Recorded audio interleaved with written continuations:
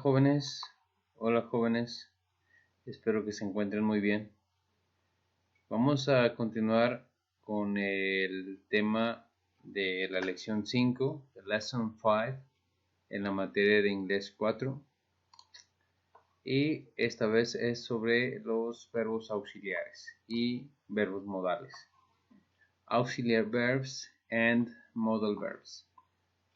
Vamos a empezar por mencionar lo que es un auxiliar and modal verbs. Dice aquí que are verbs we can use to communicate our ideas. For example, possibility, probability, recommendations, informality, and formality. Bien, dice que más que nada habla aquí sobre los verbos modales. Dice que son verbos que podemos utilizar para comunicar nuestras ideas en el caso de posibilidades, probabilidades, recomendaciones, informalidad y formalidad. Entonces son más expresiones que podemos utilizar para hacer nuestra comunicación en inglés más a la forma en como lo hacemos en nuestro lengua materna. Bien, vamos a ver a continuación información que viene en el cuadernillo sobre los verbos auxiliares, que es auxiliary verbs. Dice, los verbos auxiliares son verbos que ayudan a otros verbos y que generalmente van acompañando a verbos de acción. Los verbos de acción son aquellos verbos que no exactamente incluyen a los verbos to be, que son el verbo ser o estar. Vamos a continuar. Dice, aunque en algunos casos pueden usarse solos. Con ayuda de los verbos auxiliares podemos formar los tiempos compuestos como los continuos, perfectos, al igual que la voz pasiva. También son los que utilizamos para poder negar o preguntar. De hecho, este último punto es el que vamos a reforzar en esta lección durante los semestres pasados. Los has estado usando en los diferentes tiempos que se han trabajado en inglés. ¿No lo recuerdas? Ya verás que sí. Los verbos auxiliares son be, have, do and will. Vamos a recordar cómo y cuándo los usamos al preguntar. Bien, entonces, haciendo un poquito más de consulta en este tema, se van a dar cuenta de que se va a referir todo este repaso más que nada a la forma en cómo se escriben preguntas, cómo se elaboran las preguntas de algunos tiempos.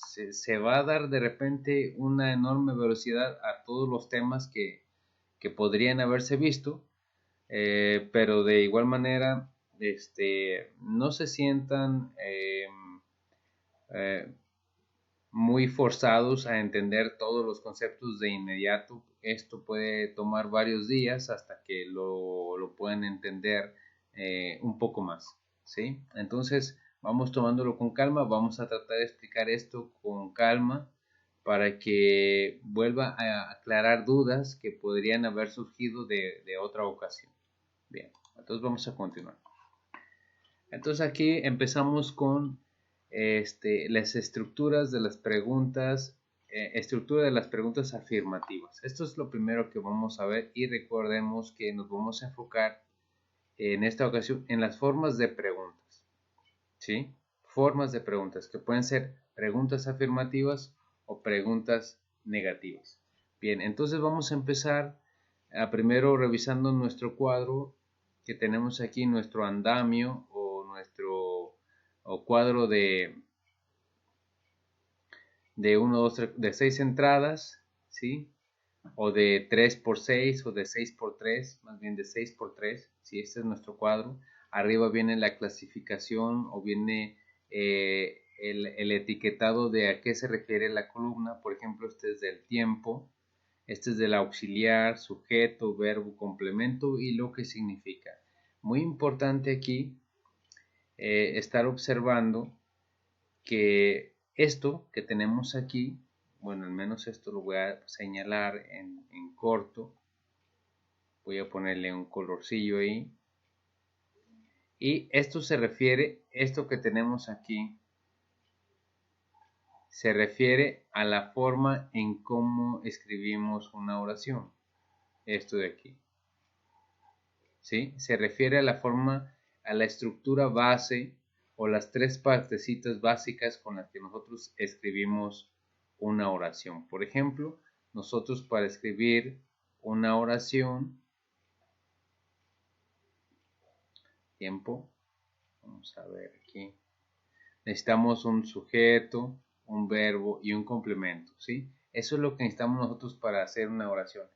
Yo sé que de repente se nos pueden escapar las ideas nuevamente, pero aquí el punto es que si ustedes logran recordar cada vez que dicen o escriben una expresión en inglés estas tres partes, se les va a ir facilitando la manera de irlo hablando también, ¿sí? Ahora, en el sujeto, pues siempre o tratamos de escribir aquí de quién estamos hablando en el sujeto. En el verbo decimos cuál es la acción que realiza y en el complemento, pues le damos contexto a lo que hace el sujeto y sí, sobre lo que se hace. Bien, ahora vamos a continuar identificando qué es lo que tenemos aquí en el cuadro. Entonces aquí tenemos que en la primera explicación tenemos al presente. Le vamos a poner un pequeño, una pequeña ayuda que se va a llamar presente simple, ¿sí? Presente simple. ¿Para qué nos va a servir esto? Bueno, pues para identificar este presente de otros tiempos presentes. Bien. Aquí, por ejemplo, tenemos que si vamos a hacer preguntas, aquí vemos la identificación de una pregunta. En el presente simple necesitamos utilizar dos auxiliares, uno que puede ser el do o otro que puede ser el das, ¿sí? Entonces, dependiendo de quién o sobre quién vayamos a hacer la pregunta, podemos utilizar uno de estos dos auxiliares, ¿sí? Recordar que en el presente simple se tienen estos dos auxiliares, el do y el das. Si ustedes los buscan en el diccionario, esta palabra significa hacer. Es el verbo hacer. Bien, entonces, lo que hay que empezar a notar es que si nosotros necesitamos hacer una pregunta, nosotros identificamos que lo que queremos decir es un tiempo presente, presente simple, pues esta es la manera en cómo debemos hacer la pregunta, ¿sí? Lo primero que hay que hacer es identificar sobre quién vamos a hablar en la pregunta. En este caso, yo puedo ver aquí que de quién vamos a hablar es de tú, ¿sí? O de usted. Y acá yo identifico qué es lo que quiero preguntar, sobre qué acción quiero preguntar. Y acá, pues, puedo llegar a entender un complemento, ¿sí? Entonces dice, you study English. La pregunta es sobre si estudias inglés. Si estudias inglés. Entonces, si es en el presente simple, porque estoy utilizando un verbo en presente simple, yo voy a intentar primero poner mi auxiliar, ¿sí? Pero ¿cuál es el auxiliar para you? Aquí vemos la regla. Miren, aquí tenemos I, you, we y they. Y vemos aquí que a manera de regla, you siempre se utiliza con el auxiliar do en el presente simple, ¿sí? Eso es lo que hay que tener presente. You siempre se va a utilizar con do en el presente simple. Entonces, si vamos a hacer la pregunta, el auxiliar va antes del sujeto, ¿sí? Y luego escribimos la acción sobre la que queremos preguntar, que en este caso es estudio, de estudiar. Entonces se escribe en su forma base. Lo buscan también en el diccionario y también les va a resultar esta palabra study. Luego el complemento. Entonces, veamos qué sucede si ustedes ignoran el auxiliar. Si ustedes deciden ignorarlo, veamos lo que sucede. Si ustedes dicen you study English, si lo dicen nada más con la entonación, puede ser que se llegara a entender. Puede ser, pero no es la manera correcta. Si lo dicen así, you study English, esta sería la forma afirmativa de la expresión. La forma afirmativa, donde dices tú estudias inglés o estudias inglés. ¿De acuerdo? Pero si ustedes quieren hacer pregunta, lo que van a necesitar es poner el auxiliar, luego el sujeto, el verbo y el complemento. En el complemento o al final de la expresión es forzoso ubicar el signo de interrogación. ¿Sí? Entonces, ¿cómo se interpreta esto? ¿Estudias inglés? ¿Estudias inglés? Es una pregunta.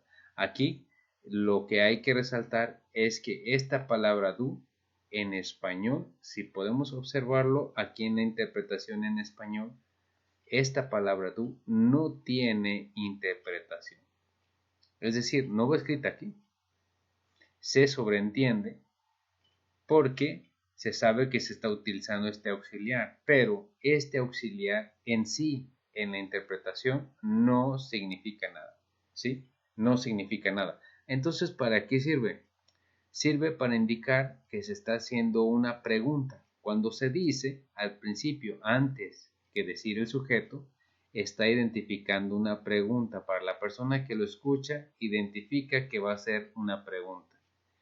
Y también sirve para indicar que es en tiempo presente simple, ¿sí? En tiempo presente simple. Entonces, eso es lo que hay que ir asimilando como idea en este pequeño repaso. Ahora, el do es para estos pronombres, que podría ser la primera persona del singular y los plurales. Pero ahora hay que ver qué sucede con el das. El das, digamos que significa, más bien, decimos que significa lo mismo que do, nada más que das es para las terceras personas del singular, ¿de acuerdo? Entonces, si tú quieres hacer una pregunta sobre una tercera persona, en este caso es ella, tendrás que ubicar el auxiliar das para poder hacer la pregunta. Si no lo ubicas, entonces estarás diciendo una afirmación. Entonces aquí diría, she finished her homework. Ella termina su tarea o simplemente termina su tarea, pero no con ese sentido de pregunta, ¿sí? No con esa intención de preguntar. Entonces, si tú quieres identificar que estás haciendo una pregunta, necesitas ubicar el auxiliar das, ¿sí? Necesitas el das, y si va a ser en forma escrita, te digo, necesitas ubicar el auxiliar das y su signo de interrogación. ¿De acuerdo? Igualmente, el das no se interpreta en la expresión en español. No se interpreta, no significa nada, pero nos ayuda a indicar para la persona que lo va a escuchar que es una pregunta y que la pregunta está hecha en presente simple. ¿Sí? Para eso sirve. Entonces ahora sí, ¿cómo diría aquí? Does she finish her homework? Termina su tarea. Sí, esa es la interpretación. Termina su tarea o ella termina su tarea. De acuerdo. Entonces hay que ir poniendo atención en el orden en el que ponemos las palabras. Esta es una parte importante que les he mencionado o que les he preguntado a ustedes estudiantes en el momento en que vamos a decir algo o en el que ustedes entregan un trabajo escrito. Le digo, ¿pero por qué lo escribiste así? Algunos estudiantes parece que ya lo han podido ir adoptando la explicación y dicen, bueno, pues es que yo quiero hablar, por ejemplo, sobre mi papá. Y ya ponen my father, podría empezar así, my father. Y luego ya dicen, por ejemplo, algo que hace su papá. Puede ser que eat, por ejemplo, come tacos en la escuela, por así decirlo.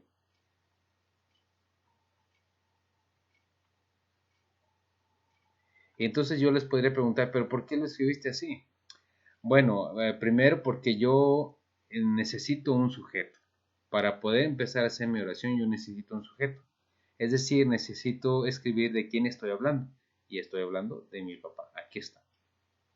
Y luego yo necesito decir qué es lo que hace mi papá. Y aquí digo que come. Nada más que aquí hay una cuestión de ajuste. Por ejemplo, si es una tercera persona del singular sobre el que estoy hablando, el verbo debe tener una terminación tipo S. Ahí está. Y ya con eso se arregla el problema. Pero eso es porque yo sé que estoy hablando de una tercera persona. Ese es el tipo de explicaciones que necesito que ustedes entiendan y es la razón por la cual a veces podría no aceptar una explicación de que, bueno, pues es que así porque así lo vi o porque suena bien.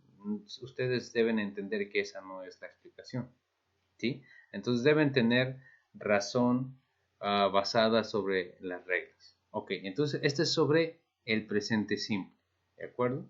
Ahora, vamos a pasarnos a otro que se llama pasado y también usualmente en los libros de texto le llaman pasado simple o simple past. Entonces aquí vemos que si en el presente se utilizaba el do y el das para hacer preguntas, ahora solamente se utiliza did, ¿sí? Aquí no hay dos auxiliares, solamente hay uno que es el did. Y otra cosa que podemos ver es que mantiene la misma estructura. Después del auxiliar mantiene la misma estructura. Es decir, lleva un sujeto, lleva un verbo y un complemento. Importante que si vas a hacer una pregunta, pues el did, que es el auxiliar, va al principio y el signo de interrogación al final, ¿sí? Cuando lo hagas de forma escrita. Y cuando sea hablado, pues si lo dices esto, pues no hay manera de decir interrogación, sino simplemente usar una entonación. Bien, entonces, esta es la manera en cómo se hace la pregunta en la forma negativa. El did indica que se está haciendo una pregunta con intención de preguntar en el pasado. Y vemos aquí que el verbo no está en pasado, ¿de acuerdo? No está en pasado, pero el did, me obliga a que yo entienda que este verbo se está preguntando en pasado. Entonces dice, did you study English? Did you study English? ¿Estudiaste inglés? ¿Quién? Pues aquí está, el tú. ¿Tú estudiaste inglés? ¿Tú estudiaste inglés? ¿De acuerdo? Tú estudiaste inglés y ahí está. Entonces, igual, sujeto, verbo, complemento y recuerden, si va a ser pregunta, el auxiliar va al principio. De esta manera, nosotros estamos elaborando, conforme a la regla, nuestra pregunta. Bien, entonces nada más para hacer, resaltar que los verbos, fíjense, tanto en presente como en pasado, en la cuestión o al momento de hacer una pregunta se escriben igual, ¿eh? No hay diferencia, es el mismo. Nada más la forma en cómo se interpreta es que ya se da intención o se comunica que es un verbo en pasado. Bien, vemos aquí también que este verbo did, si ustedes lo buscan en el diccionario, significa hice, pero si lo ven aquí, si lo buscan aquí en la interpretación no lo van a encontrar. Entonces, en la interpretación de una pregunta que utiliza el auxiliar did, pues no aparece, ¿sí? No aparece, no existe, no sirve como palabra en la interpretación. Simplemente es un auxiliar que nos ayuda a hacer preguntas en pasado simple. Y pues aquí se ve el ejemplo con una tercera persona, es el mismo auxiliar, no cambia, es lo mismo para todos los pronombres personales, sería lo mismo para un plural que para un singular, para una cosa que para un animal o que para una persona, sería lo mismo, ¿sí? Intención de pasado, terminó, estudiaste, ¿de acuerdo? Así es como hay que entenderlo. Entonces solamente es sobre preguntas, ¿de acuerdo? ¿Cómo hacer preguntas? Bien, ahora vamos a ver otra tabla. Vamos a ver qué tal nos va. Y ahora tenemos, si ya vimos en el cuadro anterior, cómo hacer una pregunta en presente simple y en pasado simple, pues ahora nos toca atender a la forma del futuro. Pero también podrían encontrar fácilmente en libros de texto como el nombre de futuro simple o simple future. Aquí ustedes podrán encontrar que ahora en lugar de utilizar un do o un das, o también encontrar el did, pues no, ahora no encontramos ninguno de estos. Ahora, ¿a quién encontramos? A un auxiliar que es el will. Si ustedes buscan esta palabra will en el diccionario, lo van a encontrar como la palabra voluntad. Pero en este caso, esta palabra voluntad no tiene esa función. Más bien, la palabra will no tiene la función de la palabra voluntad. Entonces, solamente es como dato y para que vayan viendo que bajo algunas circunstancias las palabras funcionan de una forma y en otras ocasiones de otra. Bien, entonces estamos hablando del futuro simple. Y para hacer preguntas en futuro simple utilizamos el auxiliar will. Y después del will, el sujeto, ya lo habíamos visto, el sujeto, el verbo y el complemento. ¿De acuerdo? Y si vamos a hacer pregunta, pues en forma escrita hay que indicar con el signo de interrogación. ¿Cómo se interpretará esta pregunta? Aquí dice, ¿estudiarás inglés? ¿Estudiarás inglés? Entonces, esta palabra está en futuro. Si ustedes ven detenidamente, esta palabra sigue siendo el mismo presente o el mismo verbo en forma base, y cuando decimos que está en forma base es que está en presente, ¿sí? Está en presente. Entonces, ¿qué es lo que sucede? ¿Por qué lo puedo interpretar en futuro? ¿Por qué lo puedo interpretar así? Pues porque el auxiliar le ayuda a obtener esa transformación o ese entendimiento o esa intención de que se está diciendo en futuro. ¿De acuerdo? Es el auxiliar el que hace ese trabajo. Entonces ustedes lo escuchan, saben que el verbo se va a interpretar con intención de futuro. ¿De acuerdo? Bien. Y también solamente es un auxiliar para todos los pronombres, es decir, es el mismo para I, you, we, they, she, he e it. Es el mismo, ¿sí? Entonces, no olvidemos que este se llama futuro simple. Nos vamos a pasar a otra estructura que es el presente perfecto. Vean cómo hace un momento dijimos o mencionamos uno que se llamaba presente simple. Presente simple. Y ahora vamos a hablar sobre uno que se llama presente perfecto. Tal vez algunos de ustedes van a recordar alguna similitud con una forma de expresión en español. Espero que sí encuentren varios esa relación, pero si no, no se preocupen, simplemente pues son formas de expresión que se van a ir relacionando en el transcurso de los cursos. Bien, ahora, este es el presente perfecto y vemos aquí la palabra auxiliar. Aquí el auxiliar ya no es un do, por ejemplo, bueno, vamos a ponerlo acá. Aquí ya no es un do, tampoco es un das, o sea, no es este, tampoco es un did y tampoco es un will. Entonces, ¿cuál es el auxiliar que tenemos aquí? Muy bien. Entonces, el auxiliar que tenemos ahora es have y has. Son dos auxiliares los que tenemos. Y estos también tienen reglas para usarse con ciertos pronombres. Por ejemplo, have se utiliza con I, you, they, we. Y has se utiliza con she, con he y con it. Es importante recordar esto porque aún así, aunque hemos visto las reglas, solemos utilizar have con todos. O a veces utilizamos has con los que no deben ir, como es I, you, we, they. Entonces hay que tratar de no confundir eso porque si contestáramos un reactivo así, pues estaría incorrecto. Bien. Ahora vean, como el auxiliar, en este caso del presente perfecto, el auxiliar have, o en el caso de que fuera has, va antes del sujeto. Igual que como lo hemos visto en las estructuras anteriores. Pero aquí hay una cosa que no habíamos visto en otros. Por ejemplo, aquí se utiliza un verbo en pasado participio.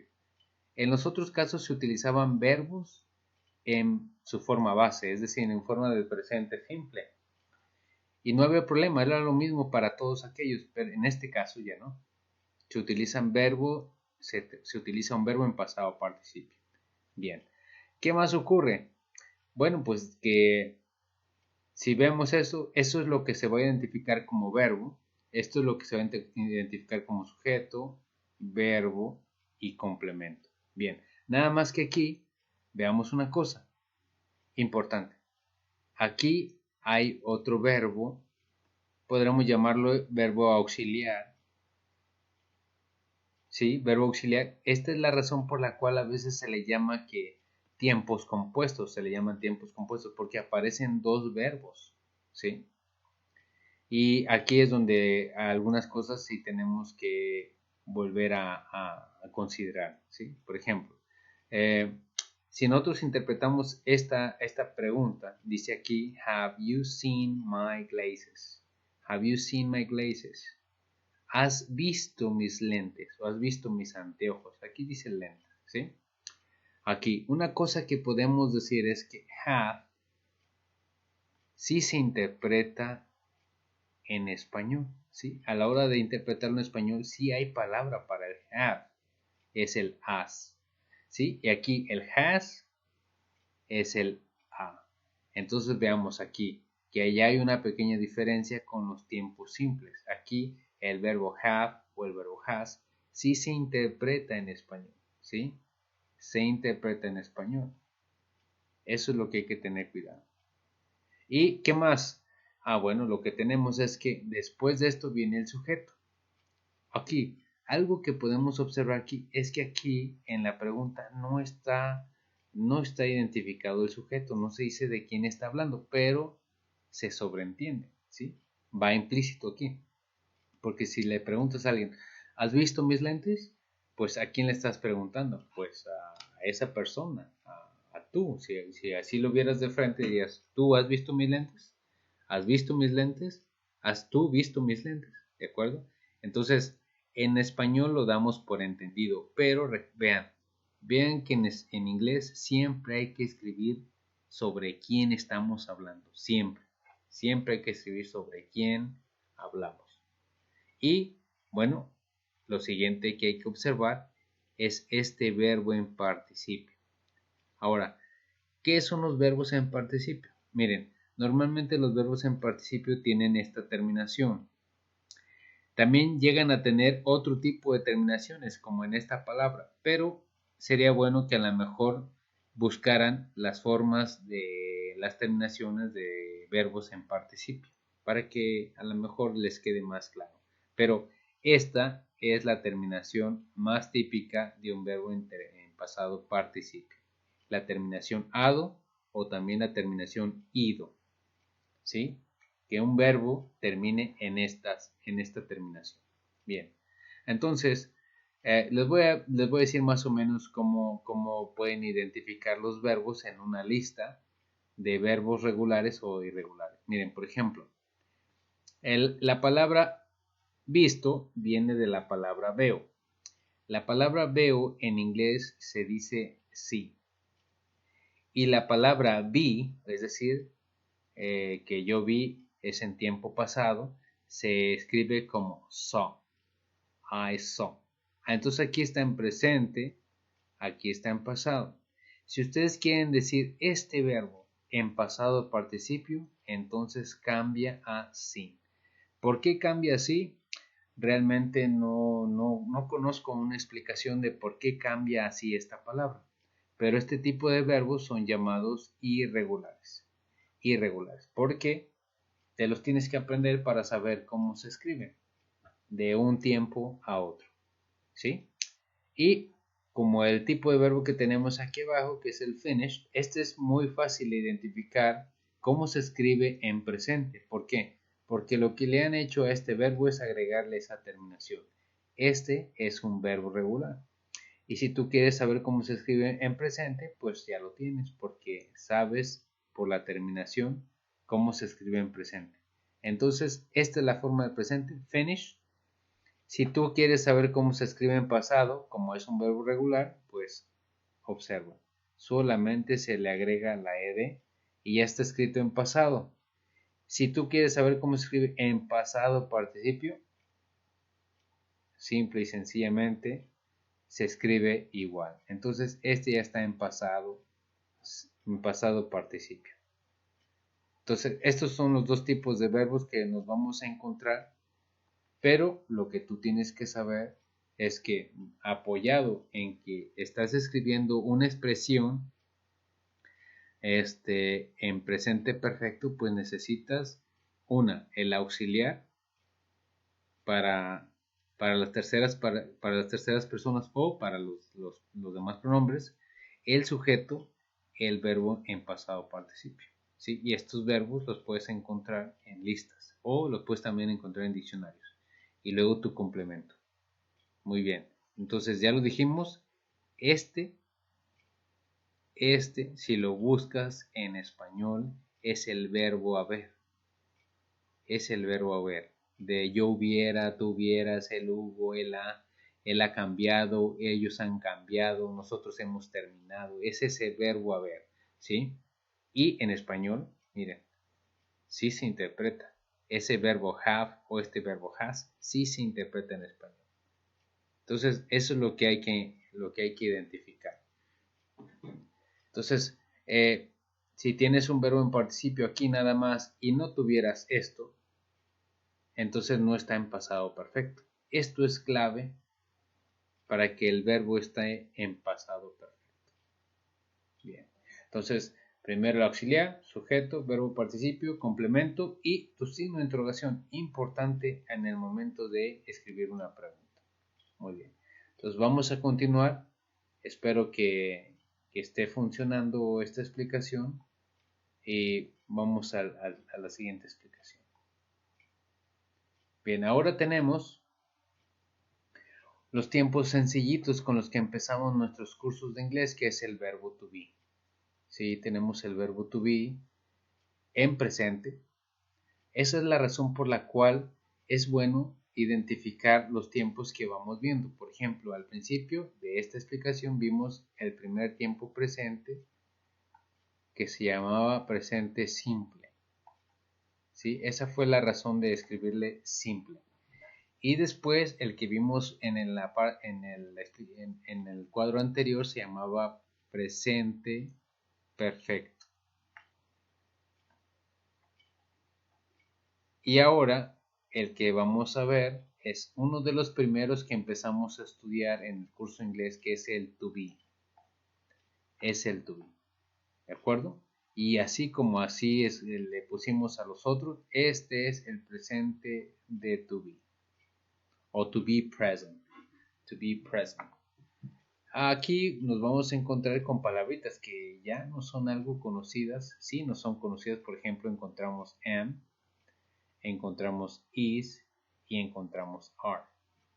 Estos que tenemos aquí como am, is, are, no son considerados verbos de acción. ¿De acuerdo? No son considerados verbos de acción. Entonces ese es otro dato que hay que estar guardando en nuestra mente. Am, is, are no son verbos de acción. Ahora, sabemos que am se utiliza con la palabra I, con el pronombre I. El is se utiliza con he, con she y con it. También eso es lo otro que hay que recordar. Er se utiliza con you, they y we. Entonces, si podemos hacer un poquito más de esclarecimiento, pues vemos que am es para singular, is también es para singular, pero para las terceras personas del singular, y are se utiliza con los plurales. Recordemos también como detalle, pues que you también a veces puede ser singular, pero no importa, de todos modos se sigue utilizando con are. ¿De acuerdo? Sigue utilizando con are. Ok, entonces vemos aquí, si yo quiero hacer una pregunta, ¿qué tengo que escribir primero? Primero mi auxiliar. En este caso, el verbo ser o estar funciona como verbo y como auxiliar.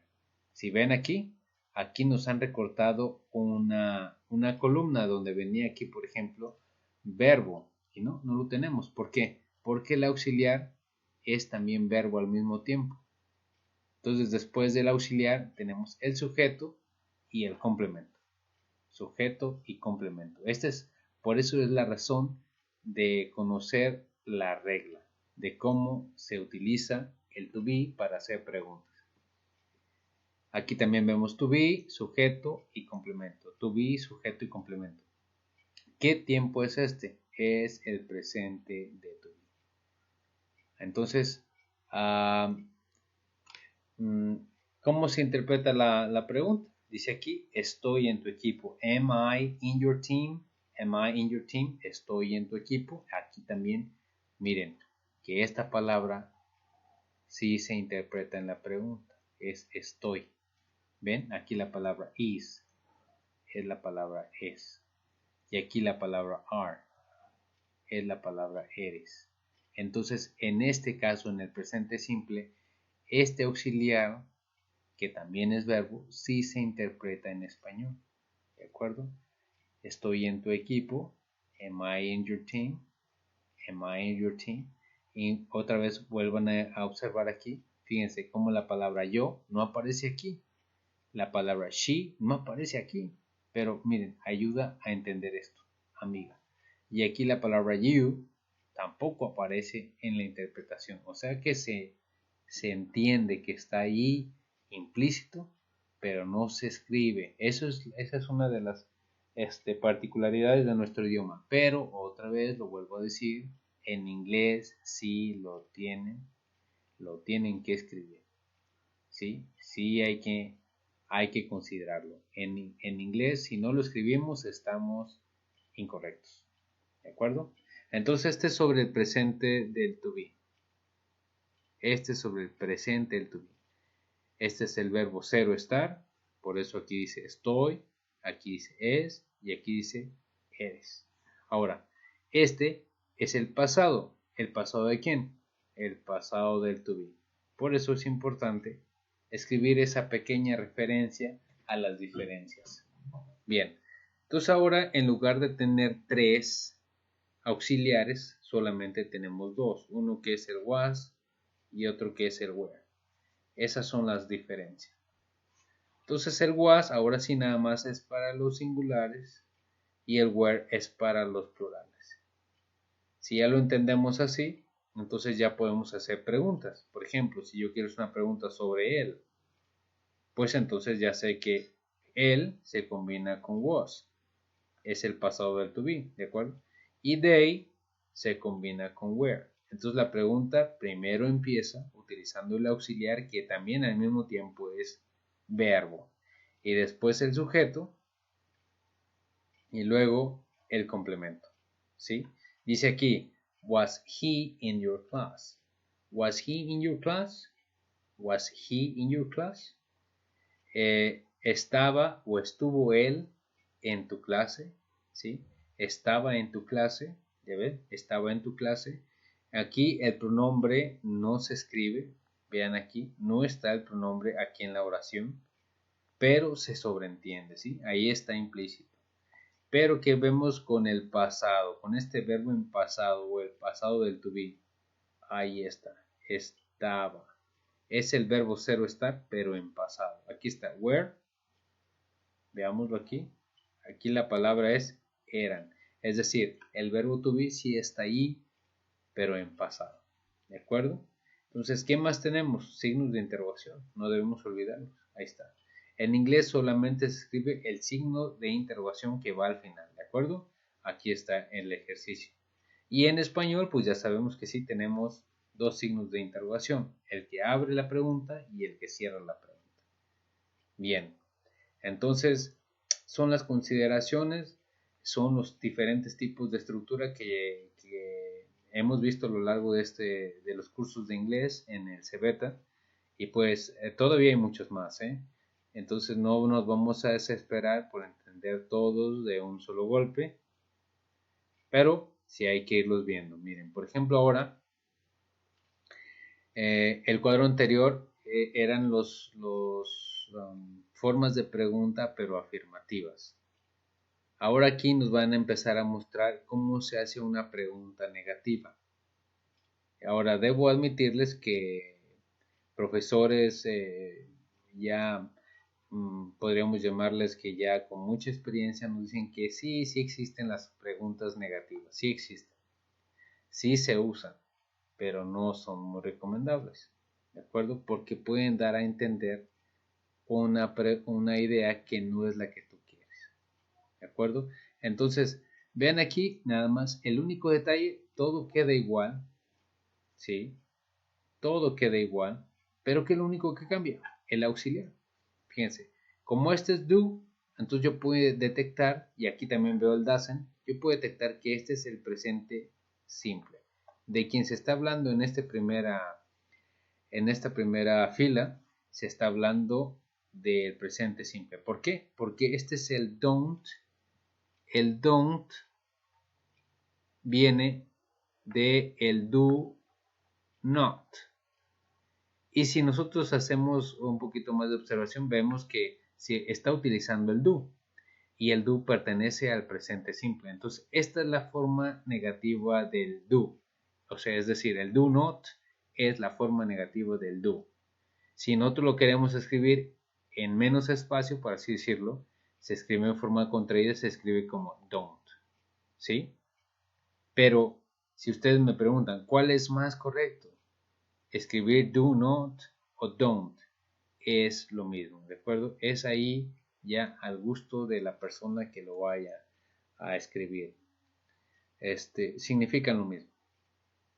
Bien, ahora, eso es lo demás queda igual. Si lo quieren interpretar, fíjense cómo se interpreta. Don't you study English? Don't you study English? No estudiaste inglés.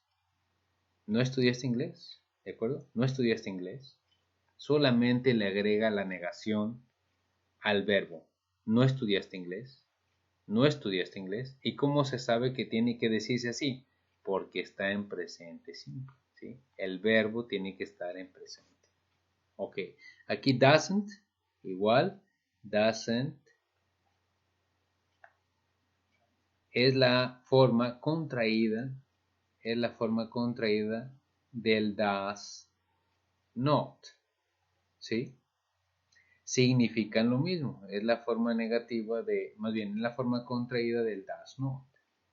Y aquí pues podemos encontrar que se está utilizando el does. El does pertenece al presente simple. Entonces nada más aquí lo que están haciendo es convertir el does en su forma negativa. Por eso tiene el don't, el not. Y después si se quiere usar en forma contraída, estas dos palabritas se convierten en doesn't. Ahí está, ¿sí? Bien. Entonces, esta es la forma negativa de una pregunta en el presente simple. Ahí está. Ahora vemos el pasado simple. ¿Sí? Lo mismo que vimos en el caso de el presente simple. Pues a este did que tenemos aquí, a ese did, ¿qué fue lo que le pasó? Pues que de ser did nada más, dijeron, pues ¿cuál es la forma negativa del did? Ah, pues es did not. Y después dijeron, bueno, pero ¿cómo se puede escribir esto en forma contraída? Y finalmente el did not cambiaría a didn't. ¿Cuál significa entre el did not y el didn't? ¿Cuál es el más correcto? Los dos son igual de correctos. Son lo mismo, ¿sí? Significan lo mismo. Entonces aquí lo que está pasando es que están utilizando el did en forma negativa para hacer una pregunta negativa. Eso es todo, ¿sí? Todo lo demás queda igual. Nada más que ahora recordemos que esta pregunta ya está en pasado. Eso es lo que hay que estar observando en cuanto a los cambios. Dice, didn't you study English? No estudiaste inglés, ¿sí? Aquí sería, ¿no estudiaste inglés? Ok, aquí puede haber una ligera divergencia porque aquí dice no estudiaste inglés, no estudias inglés, ¿sí? Aquí, ¿no estudias inglés? ¿No estudias inglés? Esas son las confusiones que pueden surgir, ¿eh? ¿No estudias inglés? ¿No estudias inglés? Y aquí sería, ¿no estudiaste inglés? ¿No estudiaste inglés? Entonces, son las cuestiones que hay que ir controlando, porque si no, vamos a pensar que en todos los casos dice lo mismo y que lo único que me indica el tiempo es esto. No, en la interpretación también hay diferencias. Bien, entonces esto es lo que pasó. Didn't también es para todos los pronombres. Acá en el presente simple, la forma negativa, pues ya vemos aquí que son dos. En el pasado solamente hay uno. Y veamos, en el futuro simple, lo que sucede. ¿Sí? En el futuro simple, nosotros nos encontramos en las tablas anteriores que el auxiliar era originalmente will. ¿De acuerdo?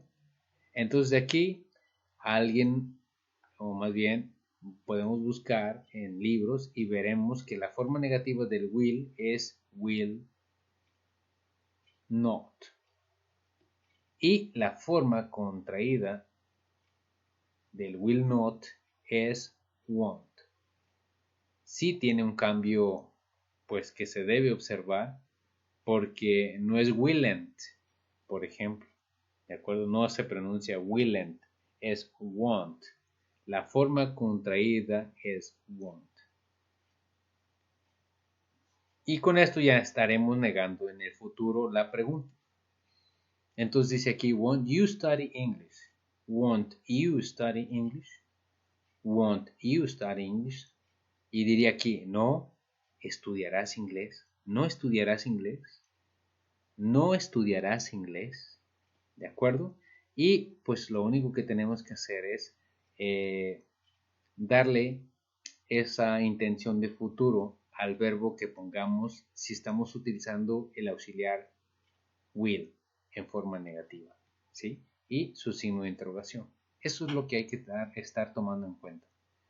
Bien, entonces ya vamos un poquito más avanzados. Ustedes pueden mandar preguntas si pueden ustedes interpretar esta segunda opción que nos dan. Won't she finish her homework? Won't she finish her homework? Won't. Bien, me pueden mandar sus sugerencias sobre cómo se interpretaría y pues lo revisamos, ¿sí? Pero no tengan miedo a mandar sus preguntas. Pregunten lo que no o lo que no entiendan, lo que no les ha quedado claro. Bien, entonces ahora seguimos haciendo las diferencias de presente simple, pasado simple, futuro simple, presente to be, pasado to be, formas positivas y formas negativas, ¿sí? Bien. Vamos a continuar y veamos con qué nos encontramos. Fíjense, este cuadrito se vuelve demasiado saturado de información. Espero que lo puedan entender y si no, pues este es un cuadro muy fuerte porque no solamente tiene una gran cantidad de estructuras, ¿sí? Sino que además lo estamos utilizando en formas de pregunta, ¿sí? Formas de pregunta. Y aquí en este caso son formas de pregunta positiva o afirmativa.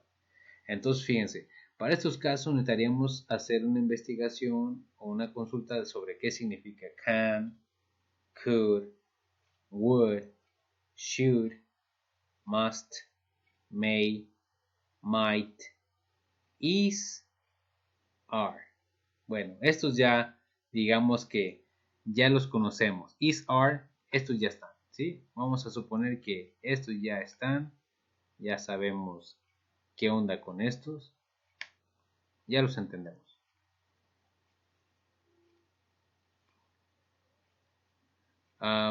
Ahora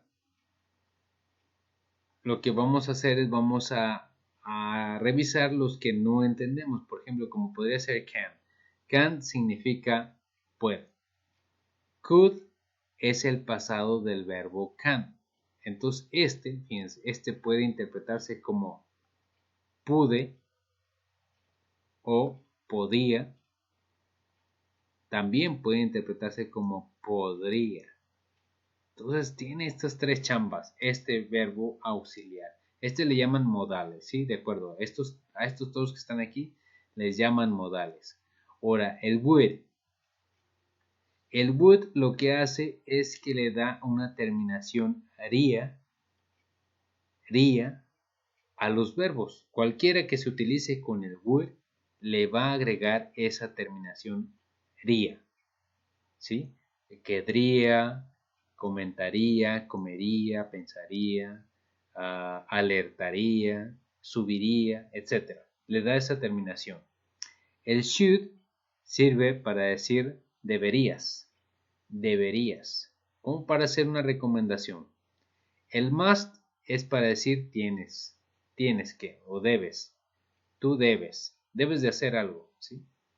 El might es para decir podría y el might es también para decir podría, pero supongamos que si tú dijeras una expresión con might y otra con might, pues estas indican un grado de mayor educación. Es decir, si tú pides una cosa y la pides con may o con might, digamos que might podría ser la forma, pues a lo mejor así decirlo, la más educada de pedir algo, ¿sí? Digamos que es una forma muy, muy encarecida de pedir algo amablemente, ¿de acuerdo? Entonces, algunas de estas las van a tener que estar revisando porque son muchas estructuras en un solo cuadro, ¿sí? Y como vamos a ver aquí, estas son formas de preguntas. Aquí lo dice, formas de pregunta, ¿sí? ¿Qué necesitamos primero? Veamos, para todos los auxiliares modales. ¿Qué necesitamos primero? El auxiliar, eso es lo que ocupamos primero. 2, el sujeto. El verbo de acción como tercera parte. Y cuarto, el complemento, ¿sí? Necesitamos estas 4 cosas para armar un verbo, más bien para armar una pregunta con auxiliares modales. Entonces el primero, ¿cómo diría? Dice aquí, can I talk? Can I talk? Aquí le hace falta una W. Can I talk with you? Can I talk with you? ¿Puedo hablar contigo? ¿Puedo hablar contigo? Can I talk with you? Aquí veamos, este verbo auxiliar sí se interpreta. Miren, ahí está, es el puedo. Can I talk with you? Aquí el que desaparece en español es el sujeto, porque no dice ahí, ¿puedo yo hablar contigo? ¿Puedo yo hablar contigo? No dice eso. Dice, ¿puedo hablar contigo? Se sobreentiende que yo soy el que quiero hablar contigo. Entonces, veamos esas diferencias. Aquí, en inglés, siempre se tiene que decir de quién se está hablando, siempre. En español lo podemos omitir, ¿sí? Bien. El siguiente, could you open the door? Could you open the door? ¿Podrías abrir la puerta? ¿Podrías abrir la puerta? Aquí está. ¿Podrías abrir la puerta? En este orden, ¿de acuerdo? Primero el auxiliar, luego el sujeto, luego el verbo de acción y luego el complemento, ¿sí? Ahí está. Would you help me? Would you help me? ¿Me ayudarías? Ok, aquí veamos. Este verbo auxiliar modal, fíjense cómo sí existe aquí. Pero ¿qué pasa en el caso de would? En el caso de would dijimos que esto me sirve para darle terminación ría al verbo. Ayudarías. Entonces, would you help me? ¿Me ayudarías?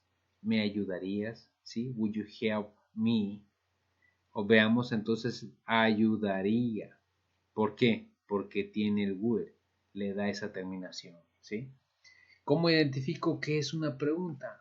Porque el verbo auxiliar modal está al principio o porque está antes del sujeto, ¿sí? Esa es la razón de cómo se identifica y cómo se establece el orden en una enunciado. Ahí está, su signo de interrogación al final. La siguiente, should I bring my birthday certificate? Should I bring my birthday certificate? ¿Debería yo traer mi certificado de nacimiento? ¿Debería yo o debería traer? ¿Sí? ¿Debería o debo traer? Aquí le falta debería. ¿Debería traer mi acta de nacimiento? Es una recomendación, ¿sí? En forma de pregunta. Bien. Should I bring my birthday certificate? Signo de interrogación. Igual, vean cómo esta palabra sí se interpreta en español. Son los datos que hay que cuidar. Must he respect the law? Must he respect the law? Debe respetar la ley. ¿Debe quién? Él. ¿Debe él respetar la ley? ¿Debe él respetar la ley? Observen, este must sí se interpreta, ¿sí?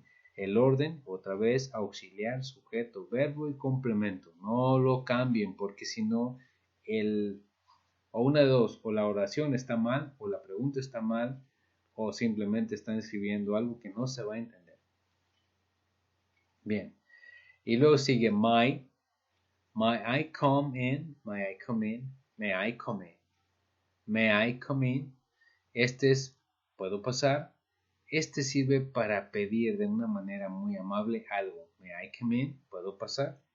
¿Puedo pasar?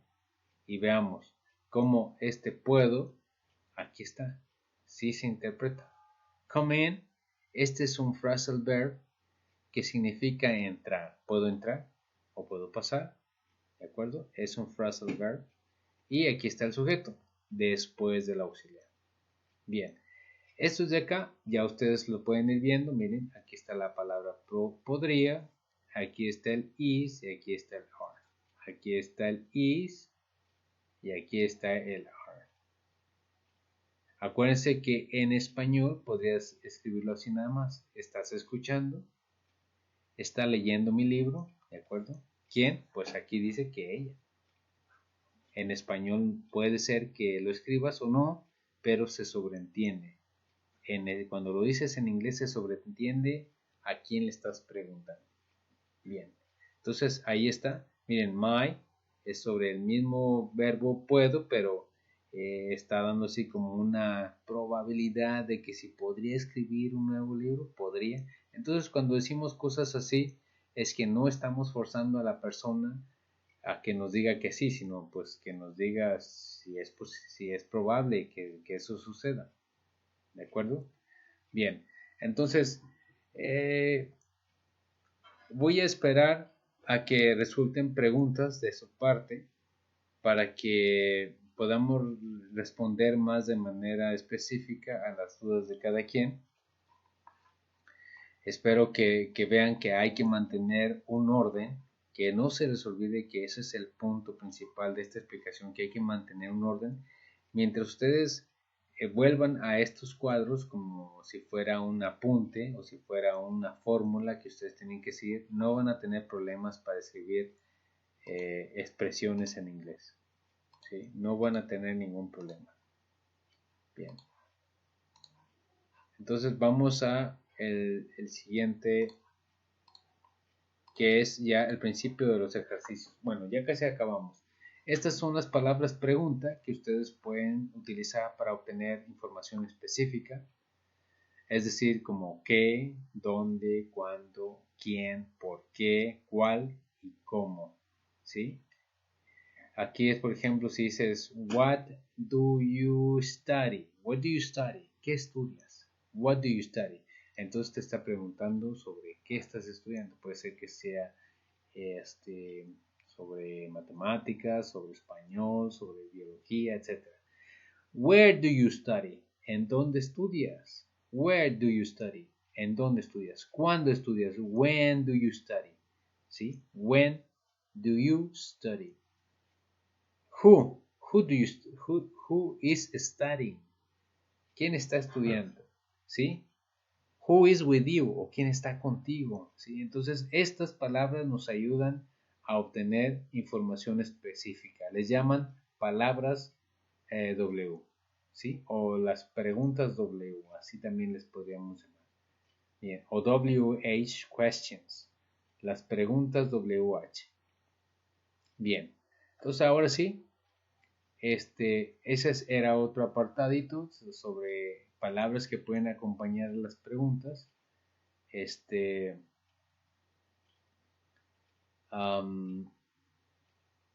Vamos a ver lo que sería la primera parte de los ejercicios, los primeros 4.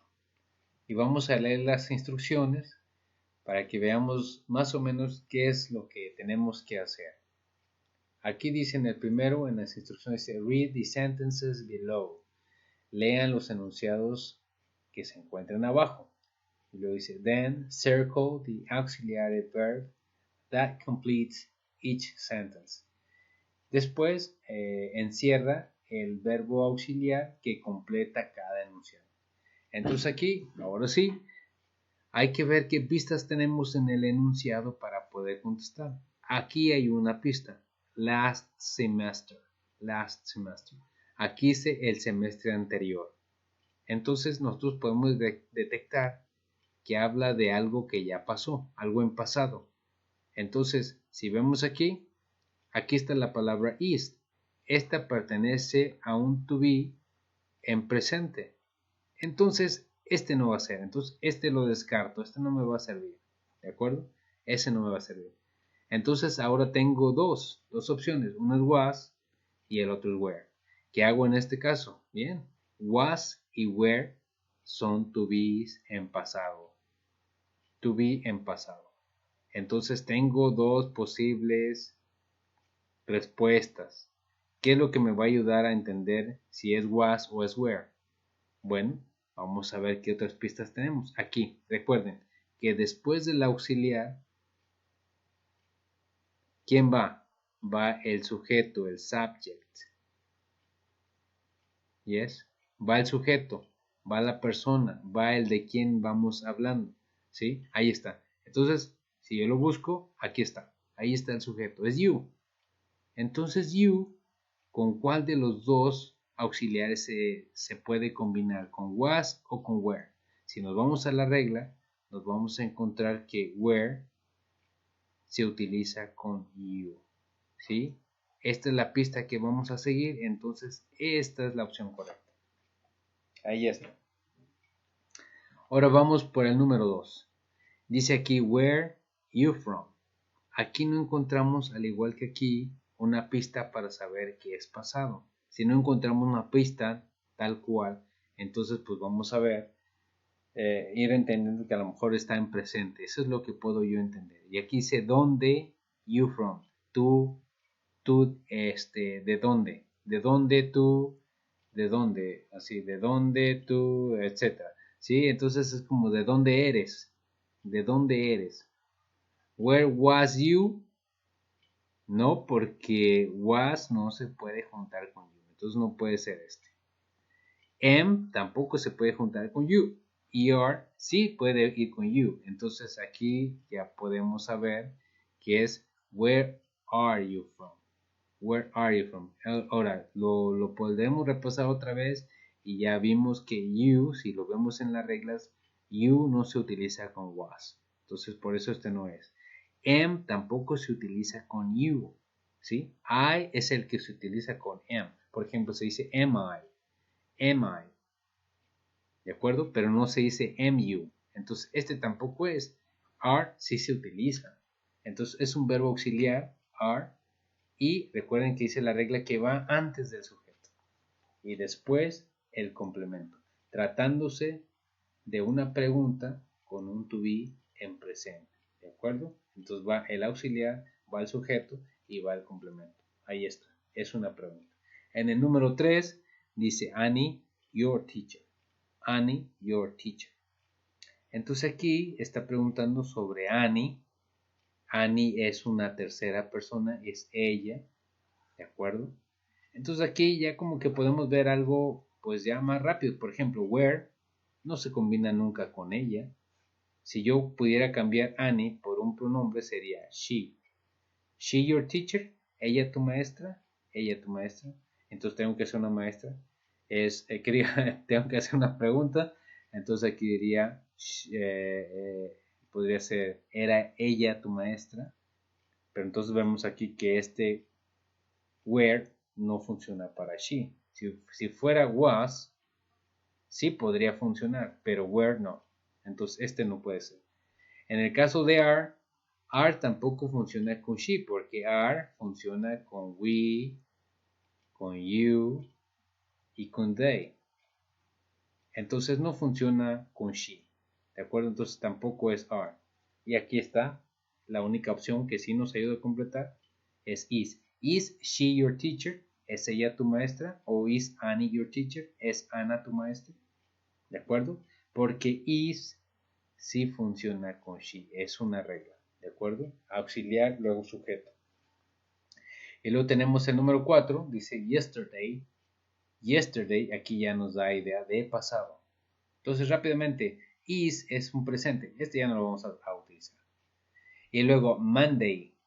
Monday se refiere al día lunes. El lunes es una cosa. Si yo lo pudiera cambiar por un pronombre sería it. Entonces, ¿cuál de estos dos que me quedan de pasado se combinan con el pronombre it? Pues nos vamos a dar cuenta que es was. Where solamente va con plurales, ¿sí? Entonces va a ser was. Yesterday was Monday. Yesterday was Monday. ¿Sí? Yesterday was Monday. Ahí está. Este es una especie de adverbio de tiempo y luego va el auxiliar y luego el sujeto. ¿De acuerdo? Ahí está. Ya hemos resuelto 4. Espero que les sirvan bien de ejemplo. Vean que me estuve apoyando en las reglas que acabamos de repasar. Y pues bueno, el resto ya les toca a ustedes. Espero que no tengan problemas. Y si los hay, pues envíenme un mensaje para poderles apoyar. Nos vemos en la siguiente explicación.